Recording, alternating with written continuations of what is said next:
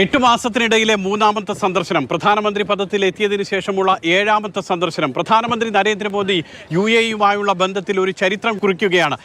34 വർഷത്തെ ഇടവേളയ്ക്ക് ശേഷം ഒരു പ്രധാനമന്ത്രി എത്തി എന്നുള്ള പ്രത്യേകത 2015 അദ്ദേഹത്തിൻ്റെ സന്ദർശനത്തിനുണ്ടായിരുന്നു. അതിനുശേഷം 18-ലും 19-ലും 22-ലും 23-ൽ 2 തവണയും ഒക്കെ അദ്ദേഹം ഇവിടെ സന്ദർശനം നടത്തി. ഏതായാലും വീണ്ടും പ്രധാനമന്ത്രി നരേന്ദ്രമോദി ഇന്ത്യൻ സമൂഹത്തെ അഭിസംബോധന ചെയ്യുന്ന സ്റ്റേഡിയമാണ് ഇത്, അബുദാബി സായിദ് സ്റ്റേഡിയം. ഇവിടെ വെച്ചാണ് അദ്ദേഹം ഏതാണ്ട് 65,000-ഓളം ഇന്ത്യക്കാരെ അഭിസംബോധന ചെയ്യാൻ പോകുന്നത്.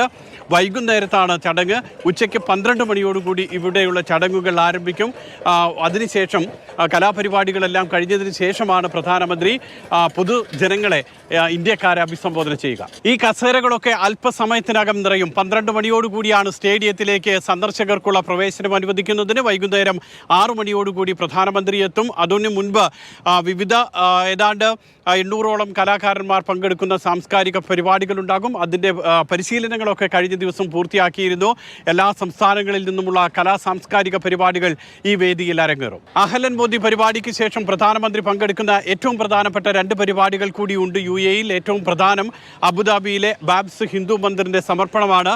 അത് നാളെ വൈകുന്നേരമാണ് ബുധനാഴ്ച വൈകുന്നേരമാണ് അദ്ദേഹം സമർപ്പിക്കുന്നത്. UAE-യിൽ 3 ക്ഷേത്രങ്ങൾ ഇതോടുകൂടിയാകും. 3 ക്ഷേത്രങ്ങളുള്ള, അല്ലെങ്കിൽ ഏറ്റവും അധികം ക്ഷേത്രങ്ങളുള്ള ഗൾഫ് രാജ്യമായി ഇതോടുകൂടി UAE മാറുകയും ചെയ്യുന്നു. മറ്റൊന്ന് ഗ്ലോബൽ ഗവൺമെൻറ് സബ്മിറ്റാണ്. അതിൽ നാളെ രാവിലെയാണ് പ്രധാനമന്ത്രി പങ്കെടുക്കുക. ഷാരൂഖ് ഖാൻ അടക്കമുള്ളവരും അതോടൊപ്പം തന്നെ മറ്റ് പല രാജ്യങ്ങളിൽ നിന്നുമുള്ള ഭരണത്തലവന്മാരും പങ്കെടുക്കുന്നുണ്ട്.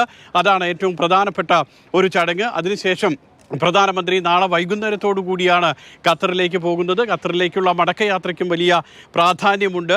അവിടെ വധശിക്ഷ വിധിക്കപ്പെട്ടിരുന്ന തടവുകാരെ, ഇന്ത്യക്കാരെ മോചിപ്പിച്ചതിന് ശേഷം ആണ് പ്രധാനമന്ത്രി 2 ദിവസത്തെ സന്ദർശനത്തിന് അവിടെ എത്തുന്നത്. വലിയ വരവേൽപ്പിന് UAE-യും ഗൾഫും ഒരുങ്ങിക്കഴിഞ്ഞു.